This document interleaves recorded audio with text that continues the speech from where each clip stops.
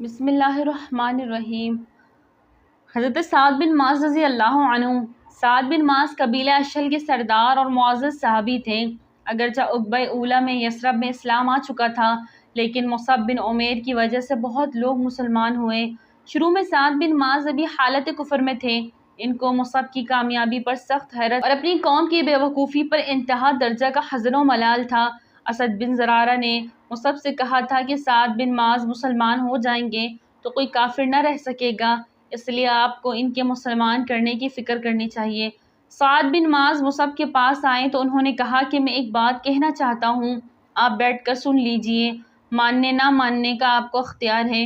سعد نے منظور کیا تو مصعب نے اسلام کی حقیقت بیان کی اور قرآن مجید کی چند آیتیں پڑھی، جن کو سن کر سعد بن معاذ کلمہ شہادت پکار اٹھے اور مسلمان ہو گئے۔ قبیلہ عبد الاشہل بھی یہ خبر فوار پھیل گئی۔ سعد نے سب کو کہا، جب تک مسلمان نہ ہوگے میں تم سے بات چیت نہ کروں گا۔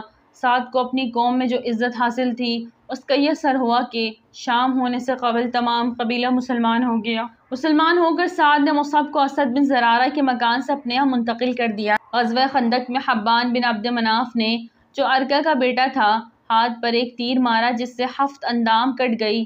زخمی ہونے کے بعد مسجد نبوی کے خیمے میں رہتے تھے اور حضور روزانہ ان کی عیادت کو تشریف لاتے تھے۔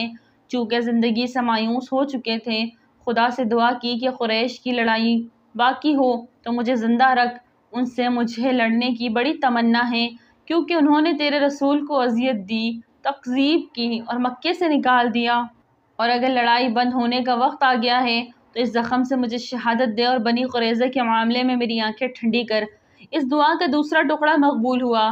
حضرت صلی اللہ علیہ وسلم نے خود زخم کو داغا جس سے خون رک گیا، لیکن اس کے عوض ہاتھ پھول گیا تھا۔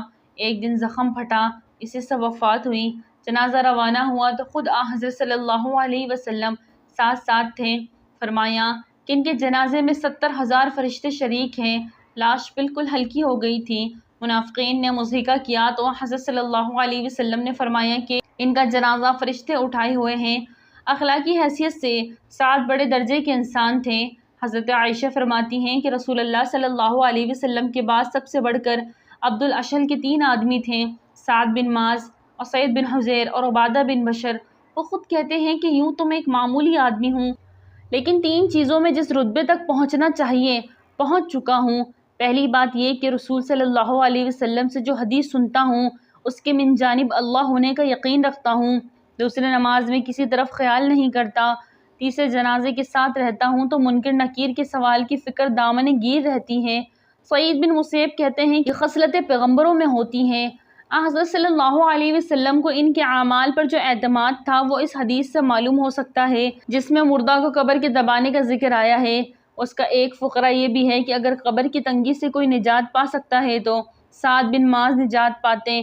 ایک مرتبہ کسی نے حضرت صلی اللہ علیہ وسلم کے پاس حریر کا جبہ بھیجا تھا۔ صحابہ اس کو چھوتے اور اس کی نرمی پر تعجب کرتے تھے۔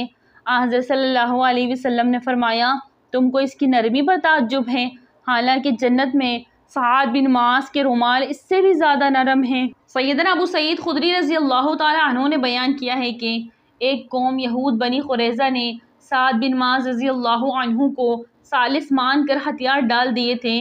انہیں بلانے کے لیے آدمی بھیجا گیا اور وہ گدھے پر سوار ہو کر آئے۔ جب اس جگہ کے قریب پہنچے جسے نبی کریم صلی اللہ علیہ وسلم نے ایام جنگ میں نماز پڑھنے کے لیے منتخب کیا ہوا تھا، تو حضرت صلی اللہ علیہ وسلم نے صحابہ سے فرمایا کہ اپنے سب سے بہتر شخص کے لیے، یا آپ صلی اللہ علیہ وسلم یہ فرمایا اپنے سردار کو لینے کے لیے کھڑے ہو جاؤ۔ پھر آپ نے فرمایا، اے سعد، انہوں نے تم کو ثالث مان کر ہتھیار ڈال دیے ہیں۔ سیدنا سعد رضی اللہ عنہ نے کہا، پھر میرا فیصلہ یہ ہے کہ ان کے جو لوگ جنگ کرنے والے ہیں انہیں قتل کر دیا جائے اور ان کی عورتوں بچوں کو جنگی قیدی بنا لیا جائے۔ حضرت صلی اللہ علیہ وسلم نے فرمایا، تم نے اللہ کے فیصلے کے مطابق فیصلہ کیا ہے۔ آپ صلی اللہ علیہ وسلم نے یہ فرمایا کہ فرشتے کے حکم کے مطابق فیصلہ کیا۔ جب بنو قریظہ کا کام تمام ہو چکا تو بندہ صالح سیدنا سعد بن معاذ رضی اللہ عنہ کی اس دعا کی قبولیت کے ظہور کا وقت آ گیا جس کا ذکر غزوہ احزاب کے دوران آ چکا ہے۔ چنانچہ ان کا زخم پھوٹ گیا۔ اس وقت وہ مسجد نبوی میں تھے۔ نبی کریم صلی اللہ علیہ وسلم نے ان کے لیے وہی خیمہ لگوا دیا تھا تاکہ قریب ہی ان کی عیادت کر لیا کریں۔ سیدہ عائشہ رضی اللہ عنہا کا بیان ہے کہ ان کے سینے کا زخم پھوٹ کر بہا۔ مسجد میں بنو غفار کے بھی چند خیمے تھے۔ یہ دیکھ کر چونکہ ان کی جانب خون بہہ کر آ رہا ہے، انہوں نے کہا، خیمے والو، یہ کیا ہے جو تمہاری طرف آ رہا ہے؟ دیکھا تو سیدنا سعد رضی اللہ تعالیٰ عنہ کے زخم سے خون کی دھار روا تھی، پھر اس سے ان کی موت واقع ہو گئی۔ سیدنا جابر رضی اللہ عنہ نے بیان کیا ہے کہ میں نے رسول اللہ صلی اللہ علیہ وسلم سے سنا، آپ صلی اللہ علیہ وسلم نے فرمایا کہ سعد بن معاذ رضی اللہ عنہ کی موت پر عرش ہل گیا۔ امام ترمذی رحمۃ اللہ علیہ نے سیدنا انس رضی اللہ تعالی عنہ سے ایک حدیث روایت کی ہے اور اسے صحیح بھی قرار دیا ہے کہ جب سیدنا سعد بن معاذ رضی اللہ عنہ کا جنازہ اٹھایا گیا تو منافقین نے کہا، ان کا جنازہ کس قدر ہلکا ہے۔ رسول اللہ صلی اللہ علیہ وسلم نے فرمایا، اسے فرشتے اٹھائے ہوئے تھے۔ بنو قریظہ کے محاصرے کے دوران صرف ایک ہی مسلمان شہید ہوئے جن کا نام خلاد بن سوید رضی اللہ عنہ تھا۔ یہ وہی صحابی ہیں جن کو بنو قریظہ کی عورت نے چکی کا پارٹ پھینک کر مارا تھا۔ ان کے علاوہ سیدنا عکاشہ رضی اللہ عنہ کے بھائی ابو سنان بن محسن نے محاصرے کے دوران وفات پائی۔ جہاں تک سیدنا ابو لبابہ رضی اللہ عنہ کا معاملہ ہے تو وہ 6 راتیں مسلسل ستون کے ساتھ بندھے رہے۔ ان کی بیوی ہر نماز کے وقت آ کر کھول دیتی تھی اور وہ نماز سے فارغ ہو کر پھر اسی ستون میں بندھ جاتے تھے۔ اس کے بعد رسول اللہ صلی اللہ علیہ وسلم پر صبح دم ان کی توبہ نازل ہوئی۔ اس وقت آپ سیدہ ام سلمہ رضی اللہ عنہ کے مکان میں تشریف فرما تھے۔